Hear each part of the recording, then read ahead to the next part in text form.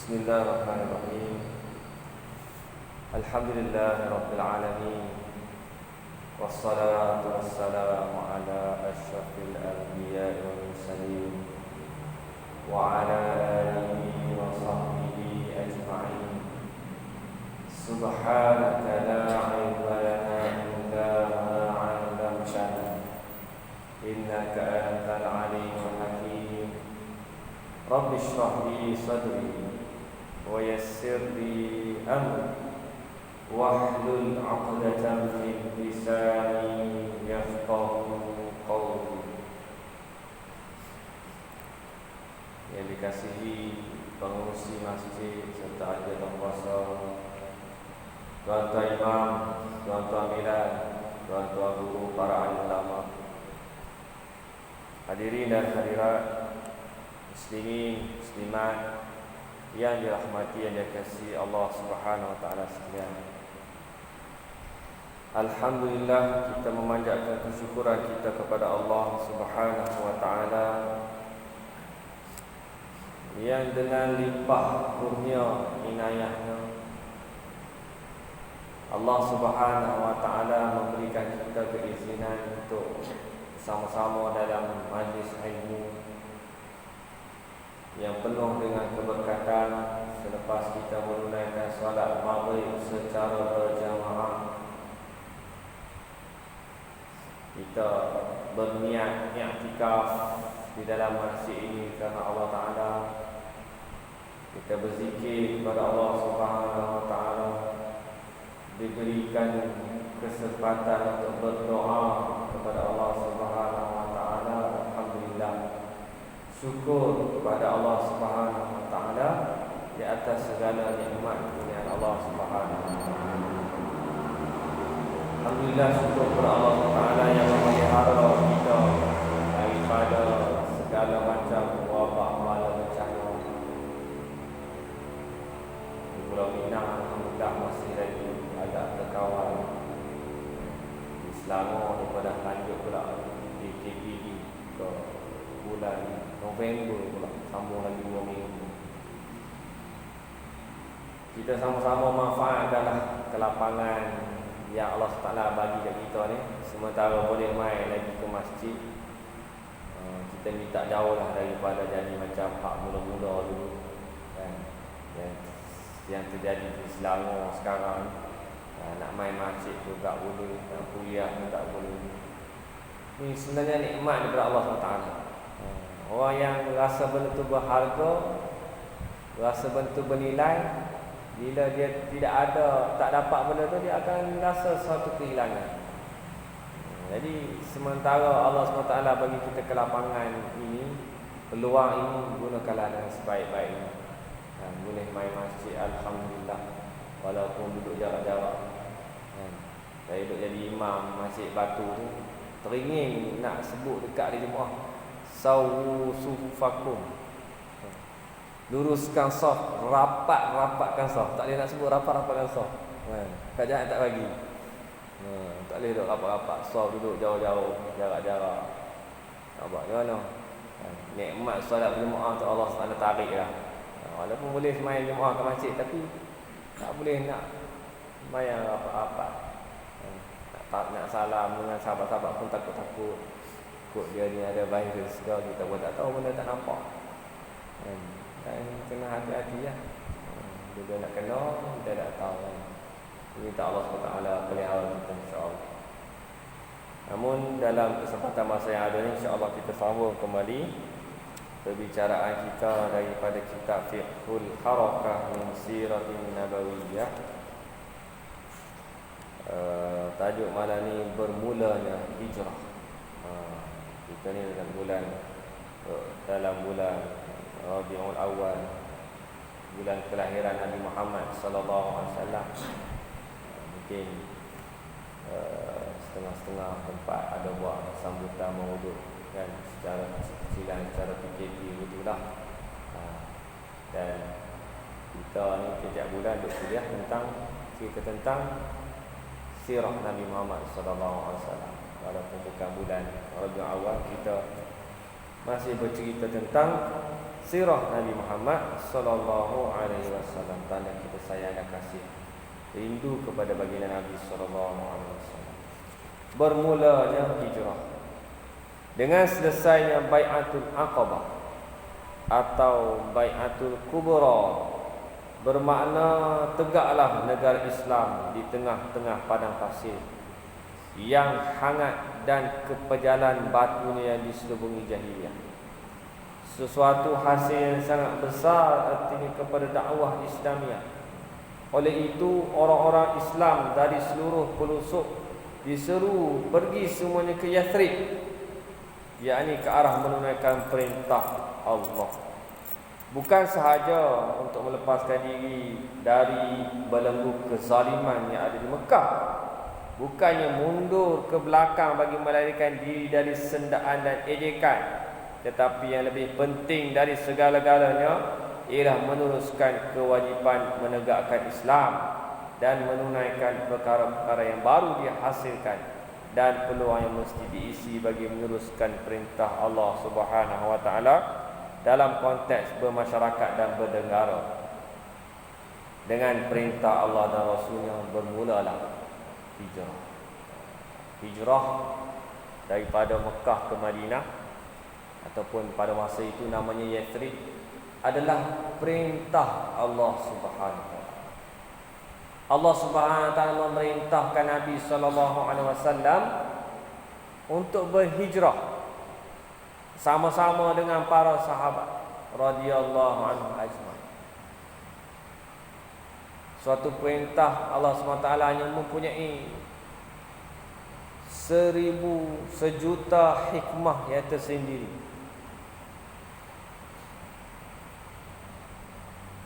Selepas peristiwa hijrah tersebut, tertubuhnya sebuah negara Islam, Daulah Islam Madinatul Munawwarah, yang tertegak di dalamnya hukum-hukum Allah Subhanahu wa taala, yang menjadi model negara Islam sehingga menjadi rujukan kepada kita umat akhirat.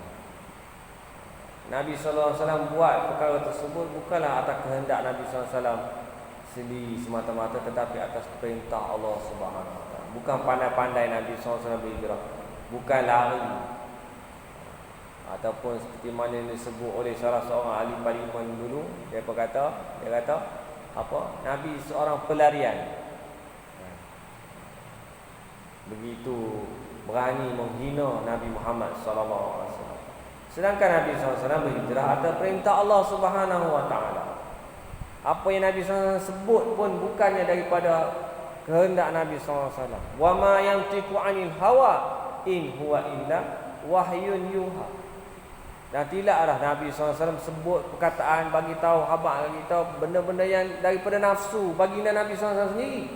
Bahkan ianya adalah dari wahyu Allah SWT. Apatah lagi satu perbuatan besar, iaitu berhijrah berapa ratus kilometer daripada Mekah ke Madinah. Bukan Nabi SAW saja-saja, semuanya adalah perintah Allah SWT. Setelah berlakunya Bai'atul Aqabah, seperti mana yang kita sebut sebelum ni, suatu janji taat setia oleh para sahabat mereka yang datang daripada Yathrib, datang bertemu dengan Nabi sallallahu alaihi wasallam, membuat satu perjanjian taat setia, mengangkat Nabi sallallahu alaihi wasallam menjadi pemimpin di kota Madinah.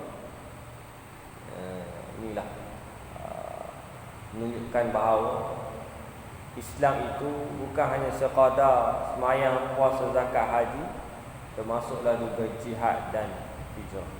Termasuklah juga kewajipan untuk menegakkan sebuah negara Islam. InsyaAllah mudah-mudahan kita nampaklah sinar di negara kita Malaysia ni, kerana kita mengharapkan sangat sistem Islam itu akan terlaksana dalam pentadbiran negara ini. Walaupun sekarang ni mendapat pelbagai ancaman kiri dan kanan, depan dan belakang yang menggugat kestabilan politik negara kita, namun insya-Allah kita meletakkan satu harapan, dan ini semua kuasa daripada Allah Subhanahu Wa Taala. Insya-Allah dengan kuasa Allah Subhanahu Wa Taala, Allah Subhanahu Wa Taala akan mengembalikan suatu sistem yang kita idam-idam Islam ini, insya-Allah. Hijrah tersebut bukan kerana mencari kesenangan waktu, tetapi berhijrah kerana Allah dan Rasul. Sabda Rasulullah sallallahu alaihi wasallam, innamal a'malu binniyat wa innama likulli imri'in ma nawa faman kanat hijratuhu ila Allah wa rasulih fahijratuhu ila Allah wa rasulih wa man kanat hijratuhu lid-dunya yusibuha aw imra'atin yankihuha fahijratuhu ila ma hajara ilaihi. Rawahu Bukhari wa Muslim. Sesungguhnya segala amal itu mestilah dengan niat. Dan sesungguhnya bagi setiap orang itu menurut apa yang ia niatkan. Maka sesiapa berhijrah kepada Allah dan Rasulnya, maka kembalilah hijrahnya kepada Allah dan Rasul. Siapa yang hijrah kerana dunia, maka bolehlah hijrahnya kerana dunia. Atau kerana perempuan yang hendak dinikahinya, maka hijrahnya jadilah menurut apa yang menjadi tujuan hijrahnya itu. Pada zaman Nabi SAW, ada seorang lelaki yang berhijrah kerana ada kekasih dia berhijrah bersama-sama dengan Nabi SAW. Maka apabila dia melihat kekasihnya berhijrah kerana Allah dan Rasul, berhijrah bersama-sama dengan Nabi SAW, maka lelaki ini pun turut sama-sama berhijrah. Dan dia beritakan peristiwa ini kepada Nabi SAW. Maka Nabi SAW mengeluarkan sabda ini, siapa yang berhijrah kerana Allah dan Rasul, maka dapatkanlah dia Allah dan Rasul. Siapa niat dia hijrah kerana dunia, yusibuha, boleh kat dunia kat dia. Apa saja yang dia buat kerana nakkan jawatan, nakkan pangkat, nakkan harta, bolehlah. Takat tu lah. Faman kana hijratuhu aw imra'atin yankihuha, ataupun kerana perempuan yang hendak dinikahinya, fa hijratuhu ila ma hajar ilaih. Bolehlah apa yang dia nakkan. Takat tu ialah nilai hijrah dan pengorbanan. Man kana hijratuhu ila Allah wa rasulih, siapa yang berhijrah, yang berjihad, yang buat amal, yang buat apa sahaja, yang menginfakkan hartanya kepada Allah dan Rasul, fa hijratuhu ila Allah wa rasul. Bolehlah Allah dan Rasul. Boleh pahala berlipat kali ganda. Dapat syurga daripada Allah Subhanahu wa taala. Hijrah ni bukan kerja sikit, tuan-tuan. Hijrah ni pengorbanan yang sangat besar. Tapi kalau pengorbanan yang sangat besar itu dibuat secara tidak ikhlas kerana Allah SWT, habis saja-saja. Kan? Macam kita nak hijrah. Bukan sikitnya pengorbanan kerana nak berhijrah, keluar daripada kampung. Kan? Di kampung kita ni ada tanam-tanaman, ada bela lembu, kebang, ada rumah. Ini nak tinggal, ada keluarga yang akan ditinggalkan. Lagi kalau ada kesempatan kita tengok beberapa sahabat Nabi SAW yang diuji dalam peristiwa hijrah ni, yang boleh jadi contoh kepada kita. Hijrah ni bukan benda yang sikit-sikit, bukan pengorbanan yang sedikit, bahkan merupakan pengorbanan yang besar yang ditunjukkan oleh Nabi SAW dan para sahabat, membuktikan betul benar iman dia kepada Allah Subhanahu wa taala. Yang ada harta seperti sahabat-sahabat yang kaya raya Abdurrahman Auf, tinggal harta perniagaan. Suhaib Ar-Rumi, apabila dia nak berhijrah, dia ditahan oleh musyrikin Quraisy. Dikatakan kepada dia, dulu hang mai sini sehelai sepinggang, mai duduk di Mekah, berniaga, dapat kekayaan, kaya raya berlimpah ruah daripada hasil kamu duduk di Mekah ni. Hang nak pi, hang tak boleh bawa ni, hang tinggal sini. Suhaib Rumi kata, tak apa, aku tinggal. Aku pergi silai sepinggan, tak apa. Yang penting aku dapat bersama-sama dengan Nabi Muhammad sallallahu alaihi wasallam. Begitu pengorbanan yang ditunjukkan oleh para sahabat radhiyallahu anhum. Jadi kita dalam amal perbuatan kita kena jaga niat. Niat kena ikhlas. Sentiasa memperbaharui niat kita dalam amal. Syaitan akan datang kacau. Syaitan akan datang ganggu. Dalam satu ayat kalau tak silap surah A'raf tu, kalau tak silap lah, janji iblis, syaitan untuk menipu daya, menyesatkan manusia sehingga hari kiamat. Allah SWT membenarkan kepada, memberi keizinan kepada iblis untuk menyesatkan manusia. Tapi Allah SWT kata, illa min ibadikal mukhlasin, kecuali hamba-hamba yang ikhlas. Hamba-hamba Allah SWT yang ikhlas, syaitan tak akan boleh memperdayakan mereka. Syaitan tak akan boleh memperdayakan kita kalau kita ikhlas, buat kerja ikhlas mata-mata kerana Allah SWT. Jadi kena jaga niat ni. Dan ni kalau kita baca kitab-kitab mana pun, apa hadis ni, kitab hadis kan, biasa hadis ni akan diletakkan di tempat-tempat yang pertama kan. Hadis innamal a'malu binniyat. Dalam hadis 40 pun Imam Nawawi pun hadis yang pertama kan. Al-Ma'in Nawawi, hadis ni hadis kita kan tempat yang pertama. Sebab sebelum apa-apa yang lain perbuatan kita, niat tu yang penting. Kalau niat hancur habis amalan. Niat kerana selain daripada Allah SWT, habis amalan, satu habuk pun tak ada nilai di sisi Allah SWT. Walaupun pada lahirnya mereka keluar dari bumi di mana pihak berkuasanya menindas mereka, tetapi di sana ada sesuatu perkara terlalu besar yang tersirat, yang menjadi hikmah di sebalik hijrah itu. Mereka berhijrah bukan dengan melihat terbentang di mata kasar apakah masa depan mereka setelah berhijrah, tetapi yakin dengan janji Allah dan Rasulnya yang hanya dapat dilihat dengan mata hati yang berisi dengan iman.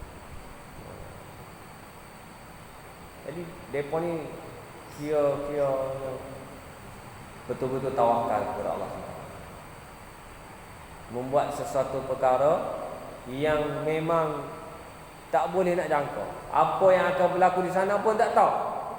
Pergi ke tempat yang tak pernah pergi.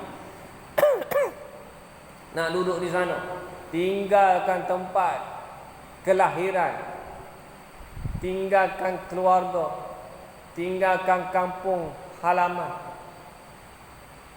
menyerah diri kepada Allah Subhanahu Wa Taala 100%. Bukan melihat janji-janji dijanjikan dengan harta kekayaan kat sana, ataupun ada projek-projek di sana, ataupun ada rumah siap dah di sana, melainkan mereka, hati mereka tulus ikhlas mengharapkan keredaan Allah SWT. Ini yang payah nak lahirkan. 13 tahun Nabi SAW berdakwah di Mekah, melahirkan sahabat-sahabat yang 100% yakin dengan janji Allah Subhanahu Wa Taala. Mudah-mudahan kita semua termasuk di kalangan yang yakin dengan janji Allah Subhanahu Wa Taala. Manusia boleh menaburkan pelbagai janji, dan manusia mudah menaburkan janji-janji palsu.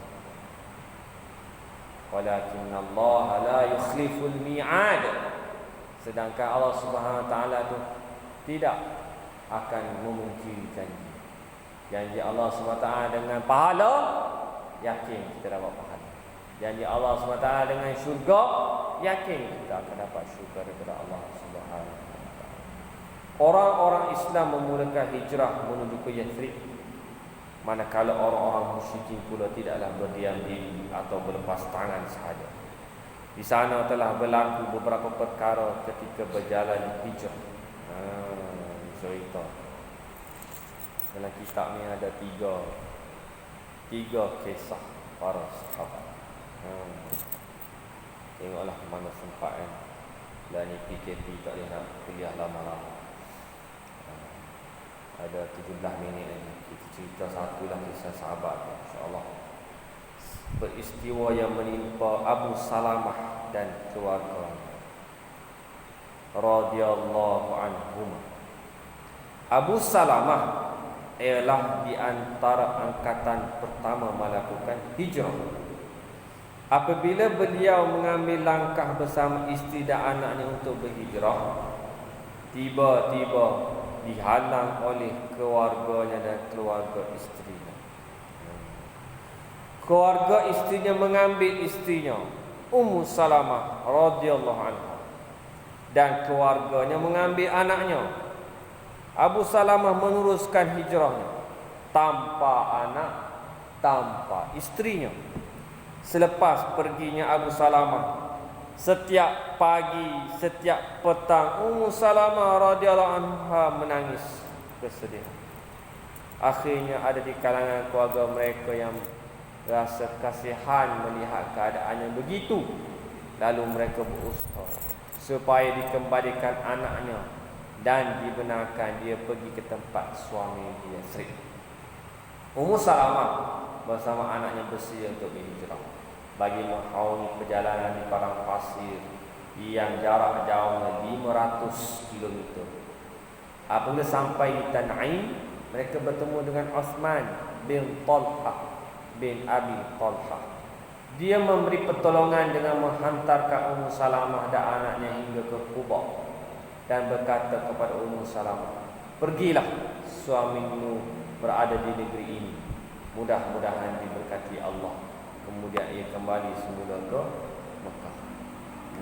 Ini cerita peristiwa yang menimpa keluarga Abu Salamah.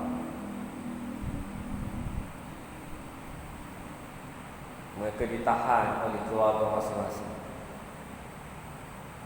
Anak dipisahkan daripada ayahnya. Isteri dipisahkan daripada suaminya.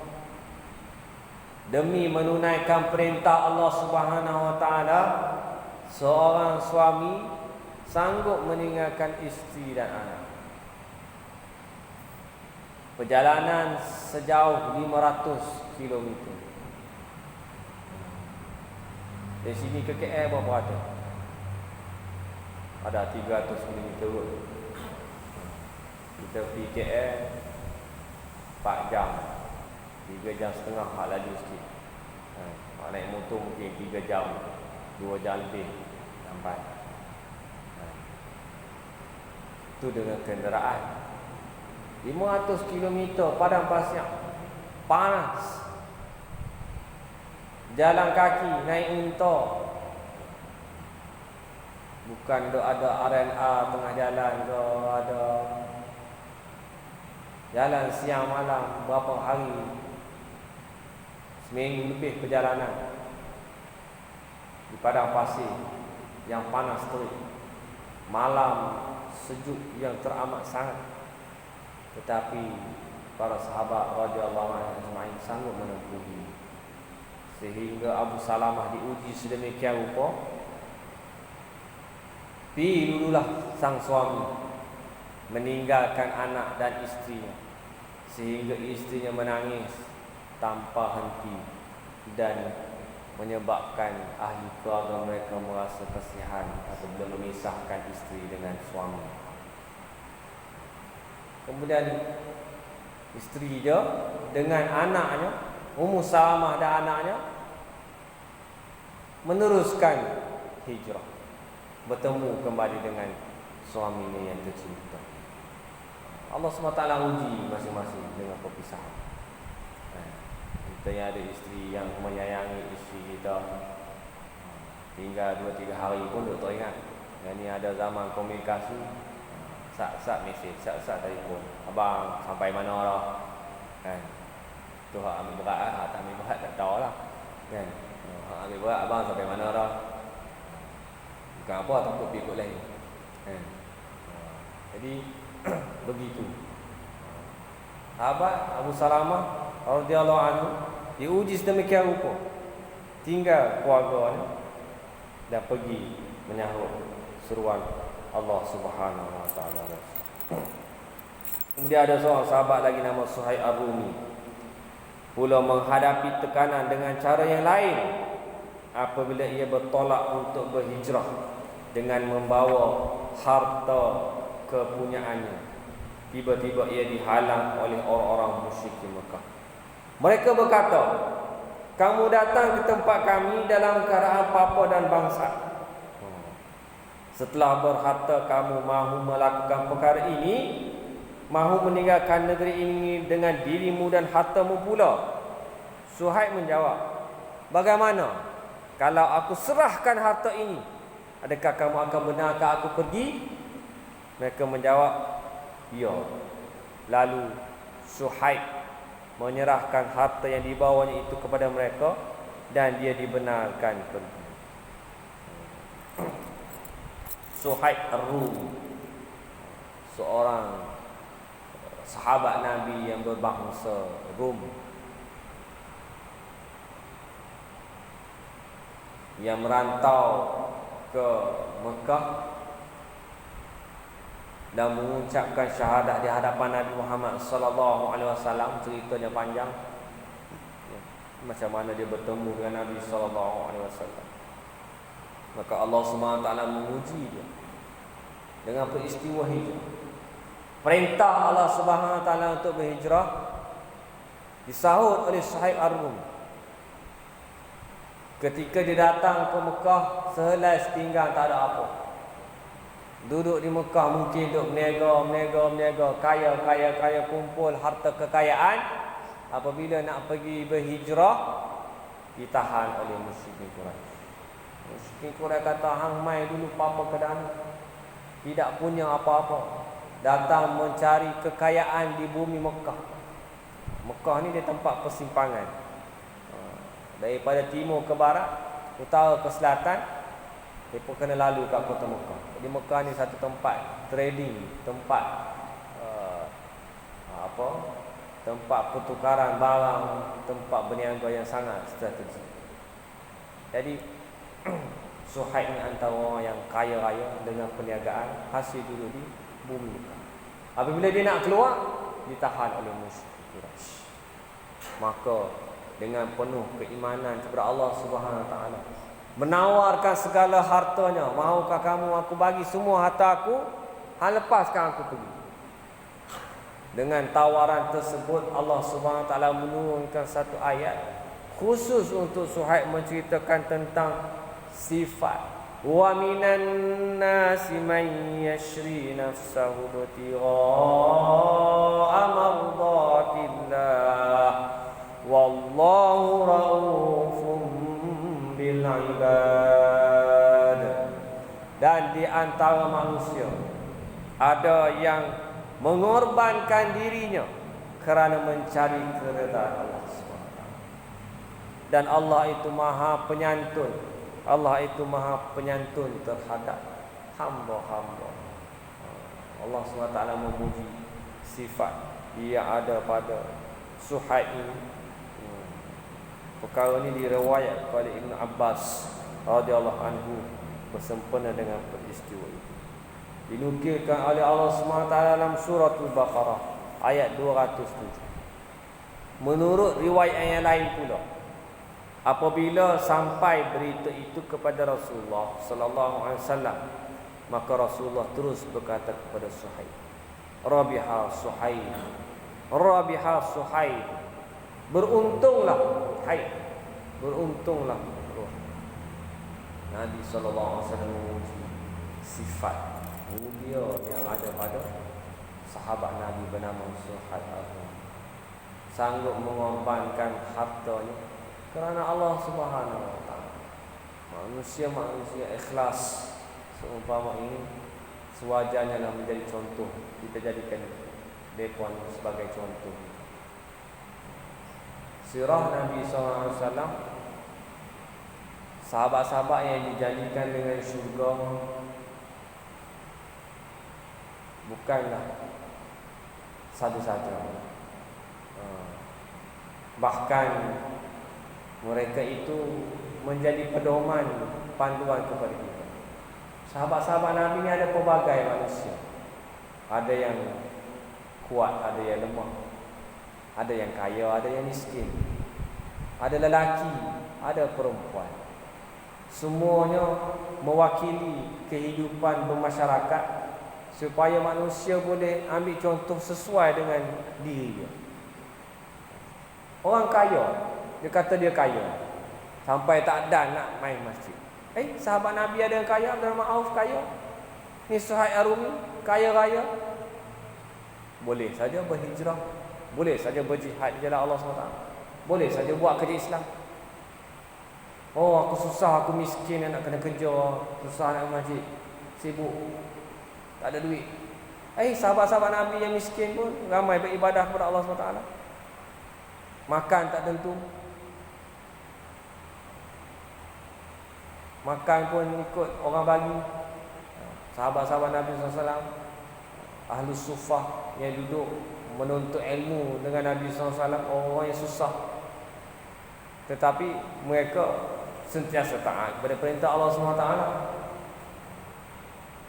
Lelaki ada, perempuan, saya perempuan tak boleh nak buat macam ibadah macam Nabi SAW. Ada sahabat-sahabat yang perempuan, yang wanita. Sayyidina Khadijah radhiyallahu anha, seorang sahabiah yang rapat dengan Nabi SAW, menjadi contoh kepada kita. Ini kisah-kisah para sahabat ni kita cuba hidupkan dalam keluarga kita. Cerita kepada anak-anak kita, cerita kepada ahli keluarga kita, sebagai bahan dakwah, sebagai contoh, kan?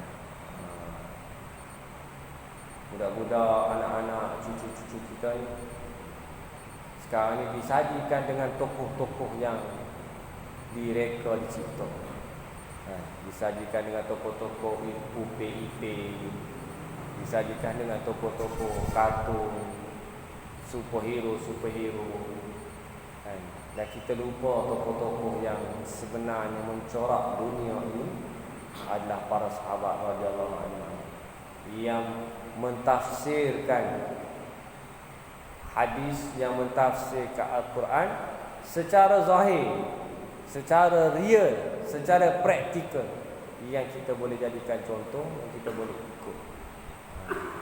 Itulah dia antara kisah dua orang sahabat Nabi sallallahu alaihi wasallam. Hadirin, hadirat yang dirahmati dan dikasihi Allah SWT. Yang ketiga, ada seorang sahabat, Umar bin Al-Khattab, Ayyash bin Rabi'ah dan Hisham Al-As berjanji untuk berhijrah bersama-sama. Apabila sampai masa ditentukan, Hisham telah ditahan, tinggallah Umar dan Ayyash. Menurut riwayat Al-Bukhari, telah berhijrah bersama-sama Umar seramai 20 orang. Apabila mereka sampai di Quba, tiba-tiba datang Abu Jahal bersama Al-Harith untuk mendapatkan Ayyash. Dia ada 3 orang, Umar Khattab, Ayyash bin Rabi'ah dan Hisham bin Al-As. Belum apa-apa lagi, Hisham telah ditahan, dan Umar dan Ayyash meneruskan perjalanan. Bila sampai di Quba, tiba-tiba Abu Jahal bersama Al-Harith untuk mendapatkan Ayyash. Kebetulan mereka bertiga adalah saudara seibu. Abu Jahal menipu Ayyash dengan berkata, "Wahai Ayyash, ibu kita telah bersumpah tidak menyikat rambut dan tidak keluar kepada cahaya matahari, sehinggalah dia melihatmu." Ayyash terasa kasihan terhadap ibunya, dan dia mahu pulang dahulu untuk menunaikan sumpah ibu. Umar berkata kepada Iyash, "Hai Iyash, sebenarnya mereka berdua menipumu untuk menguji kamu dalam berpegang kepada agama ini. Berwaspadalah. Demi Allah, aku berpendapat bahawa ibumu itu apabila terasa gatal kutu di kepalanya, bersikaplah ia. Dan apabila terasa panas di dalam rumah di Mekah itu, keluarlah ia dari rumahnya."